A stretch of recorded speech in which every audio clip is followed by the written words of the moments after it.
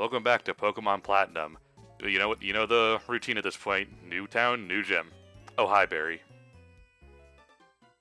Hi, Barry. Didn't we just do a gym battle like 2 chapters ago? Yep. Okay. We did the gym, we had the route part, and then... No, we had 2 parts of route trainer stuff, and then here. I like Barry's battle theme.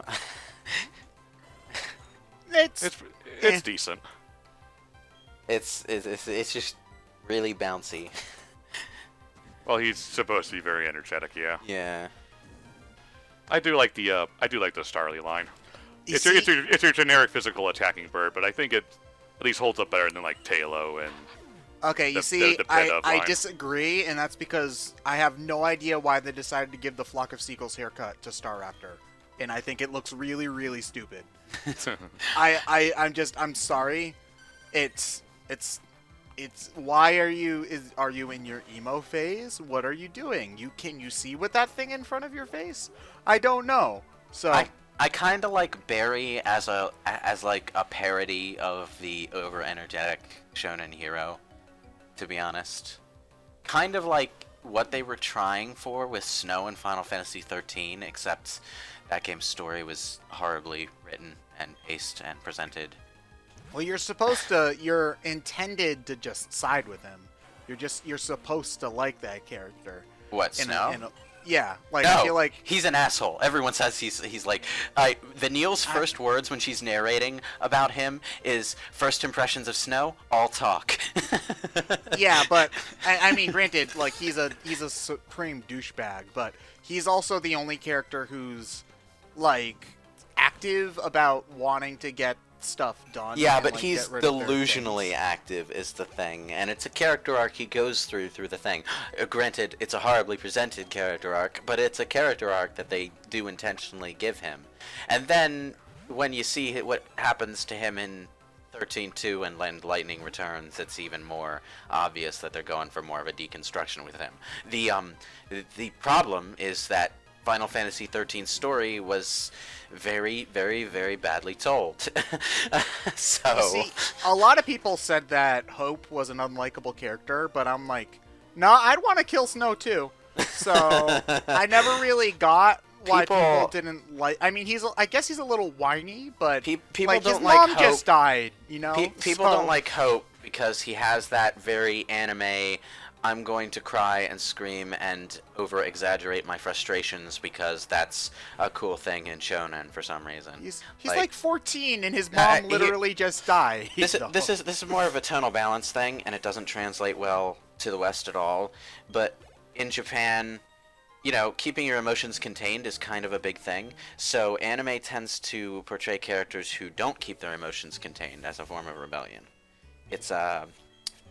Yeah, it's a little hard to wrap my brain around, but I sort of get it. Yeah. Like him and Lightning was also like the only interesting like relationship that Lightning had in that entire game. Yeah, it was well. like, okay, Lightning is weird because Lightning, she has a character arc that has to do mostly with her interactions with Hope and how they make her rethink the sea situation. She goes through that character arc, and it's resolved, like, basically a little while after she awakens her fucking persona, by which I mean Odin. So she goes through her character arc in the first third of the game, and then just sort of stops, and doesn't have any character at all again until Lightning returns. Oh, you reminded me about their stupid like summon thing where you know they had to like get all angry and then you had a boss fight and then they could ride a thing. Basically, what happened is, if they were going through a personal crisis, the Eidolon would arrive to put them out of their misery and basically force them into a self-preservation situation where they would realize they kind of didn't want to die yet. Yeah, but it frustrated me the way that the story was written because you'd think that, you know, Hope's gigantic, you know, emotional turmoil moment was when he's, you know, considering whether or not he's gonna kill Snow, and then they just don't have it there, and then he just gets whiny about something later in like the plains area, and then that's when they have him fight. Yeah, it's like Hope they and forgot to Vanille- put the fight where it would actually be emotionally relevant. Yeah, I'm surprised you've explored far enough into the game to get to that. But yeah, Hope and Vanille I haven't played it. I watched a Let's Play. Hope and Vanille both had like really goddamn tacked on Eidolon Awakening sequences in the. It's like, oh right, we have to have a fight for forgot these guys too. we forgot Hecatoncheir and Alexander because reasons, I guess. Oh, you see, now I'm remembering plot details about Final Fantasy 13, and oh god, that's like I'm remembering how unlikable Vanille is. There are really very few likable characters. Yeah, you know in how that Maximilian Dude said something that stuck with me in one of his Final Fantasy VII news videos, where he was trying to describe how the characters in the Final Fantasy VII remake demo that he played behind closed doors behaved, how they were written, and he said they aren't anime robots anymore. And having gone back to Final Fantasy 13 fairly recently and given up in disgust because I couldn't get into it again, yeah, they were kind of anime robots. They had a trope, and they stuck to that trope. And the only kind of tolerable ones to my mentality are like Fang, who's kind of cool, Lightning, who's really cool, and Saz, who's the relatable everyman. And I don't think the Japanese writers expected Saz to be the character people liked. You see, what I really want to know is how Japanese fans actually think about Final Fantasy 13. Okay. Because a game that controversial doesn't get 2 sequels for no reason. Japanese fans actually kind of like Final Fantasy 13. There's a reason they kept bringing Lightning back for like advertising campaigns and stuff. Yeah, but it's also one of those things where the game doesn't seem to be, the writing issues with the game don't seem to just be a translation thing. So I can't imagine that every Japanese person also thinks that this is a well-written story. Here's the other thing. A lot of the writing issues are bogged down in tropes that are a lot more widely accepted in Japan, so they probably don't hit as hard over there. Yeah, maybe. We'll see. And the story is all about like these gods manipulating the humans, and that's just kind of stuff Japanese audiences eat the hell up.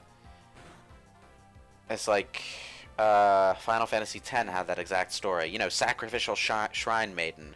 The organized religion aspect might be like to our untrained eyes just, you know, anti-religion, but in actuality it's more like spirituality good, organized religion evil, which is a lot more poignant to a Japanese audience from a historical standpoint, I think. It's just kind of one of those things where a lot of people in the West kind of lump those things together because it's hard to be religious without, like... It's hard for us to think of somebody being religious without... Like, or spiritual without being religious, I guess is the... America doesn't have doesn't have this dynamic where we used to have our own religion, but it sort of got overruled by Christianity and then Buddhism and... well, I mean, I guess I mean... If we want to count Native Americans, I guess we technically do, but we also like to pretend that they don't exist. So, yeah. When I say America, I mean the United States of America, not the people who were here before we were. That like it might actually be a more powerful storyline idea for a Native American. I wouldn't know. I don't personally know any Native Americans. You don't get many of those in suburban New Jersey. I can't imagine why. America sucks. I mean, for some reason, my state is called the Garden State, right? But I don't really see that much gardening going on. A garden is the last thing I think anybody thinks of when they think of New Jersey. Okay, there's probably greener areas up north in like more country like sections, but New Jersey is the state that boasts about its population density, and I'm like, no. New Jersey is a giant suburb of New York. Yeah, it kind of is. So you see, Massachusetts state name I think is like the Bay State, which is absolutely relevant because, as any mass hole will tell you, anything more than 30 miles west of Boston just does not exist. Here there be dragons. I drove a 5-hour drive to my girlfriend's house up in the country of northern New York, right? And it was like, oh, it's going to be a 5-hour drive, it's so boring. And then I get into New York, and it's like trees and mountains, and he's like, oh, this is kind of nice actually, and the hours just flew by because it was just that much of a change of pace for me. You see, I'm reminded of driving through Pennsylvania because my dad's family lives in Western Pennsylvania, and we would visit them every year for the 4th of July. And it's like 10 hours of just trees and highway Amish. and trees. So, it's like it's pretty for the first hour, and then I'm done. Yeah, Pennsylvania is weird. On the east side, you have Philly. On the west side, you have Pittsburgh, and then you have nothing in between. Yeah, it's. I feel bad for people who live in the Midwest because that's like all they have, and well, I guess not so much trees and more just corn, I guess perhaps. So I mean, you have your cities in the Midwest, but they're just kind of they're sprinkled on there like salt. Yeah. Gee, this gym would be a hell of a lot easier if you could surf. That's why you don't have it right now. I think this is, if I remember correctly, this might be the guy who lets you use surf. Yes. The gym leader is Crasher Wake, who I'm assuming they designed first and then realized they already had a fighting type gym leader, so they gave him water. I forgot about that old goddamn stipulation where, oh, you need a certain badge in order for your Pokemon to learn these hidden machine moves. I'm like, well, no, they can learn the moves, they just can't use them on the overworld. it's like, what, why? What's the connection between me having this badge and me being able to ride my Pokemon? It's not like the gym leader ever teaches you to do something. It's just you get the badge, you can use the move. The idea that I always had is that if the gym, by having the gym badge, the Pokemon respects you more, and so it will let you do that. That was always an element, but it was only really brought up for traded Pokemon. Like, you couldn't use traded Pokemon past a certain level until you got a badge, which was basically the game's way of saying, no, you can't just finish another version and then trade over your level 80 Mewtwo. No, you got to play this legit, asshole. I kind of, one thing I would like, if they wanted to try to make Pokemon more challenging, which I don't think they will, but if they wanted to do that, one thing I think I would appreciate is having the level cap apply to all Pokemon and not just Pokemon that are traded, because if they did that, then, you couldn't just power level your way through it. You would have to think. You'd have to, plan your strategy a little bit more. Oh my god. Is this a poolside luchador? Yes. Yeah. It's a poolside luchador. Like I was saying, I assume they designed him first and then realized they already had a gym-type gym leader this generation, so they gave him water. Somehow I get the feeling like they might have switched around the two gym leaders because they realized that they had arrived on a slightly problematic stereotype there. Yeah, they also, they also had they've already had a big muscular gym fighting type gym leader with Chuck in Gen 2. I can't imagine why a fighting type gym leader would be Bruno muscular. in Gen 1. Yeah. I mean, yeah. This guy is not the build for a swimmer. I'm sorry. He's just not.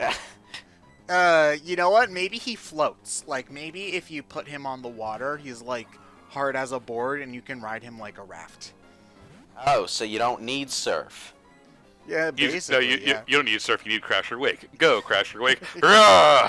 Just jumps into the water and just floats there. But seriously, this guy looks like a sumo wrestler. Swimmers are supposed to be slender and stuff, He does the best cannonballs. Underwater aerodynamics is a thing. He is the cannonball. Yeah, exactly. That's why he does the best cannonballs. Now I'm imagining a gym leader that. I'm imagining him being that buff, but since he doesn't know how to swim, he's got the safety yellow swimmy floaties on his arms so that he'll float in the water. I just try to imagine this guy getting to his gym leader pedestal every morning. It's ugh, so many stairs. Well, he also, in order to get to where he's standing, he also has to probably go through the gym puzzle every single time. So he has to keep on running back and forth, and I guess that's how he gets his cardio in the morning. Because again, his body doesn't look like he's doing an awful lot of swimming. Well, it's not a matter of him not looking like he's doing an awful lot of swimming. It's more a matter of he's not the right build for a professional swimmer of any type. Well, he's not a professional swimmer. He's a gym leader. He's a professional I stand around water person. I guess that makes you good enough for the gym leader in this town. It's All just, right. I always got the feeling that the gym leaders who ended up gym leading with specific Pokemon types were just like the people who are really enthusiastic about those Pokemon and the things connected to them. I think it would be cool to do if they were going to do a Pokemon spin-off, would be one where you can run your own gym and make it kind of like a life sim in a lot of ways, like where you have to run the gym and recruit people to be your trainers, and maybe there are Pokemon fights, but the rest of it's kind of like a Stardew Valley kind of game, but Pokemon Gym Manager. Yeah, basically. And I think that'd be really fun because Pokemon Gym Tycoon. Pokemon Gym Simulator 2020 now with $700 of DLC. Don't give Ishihara any ideas.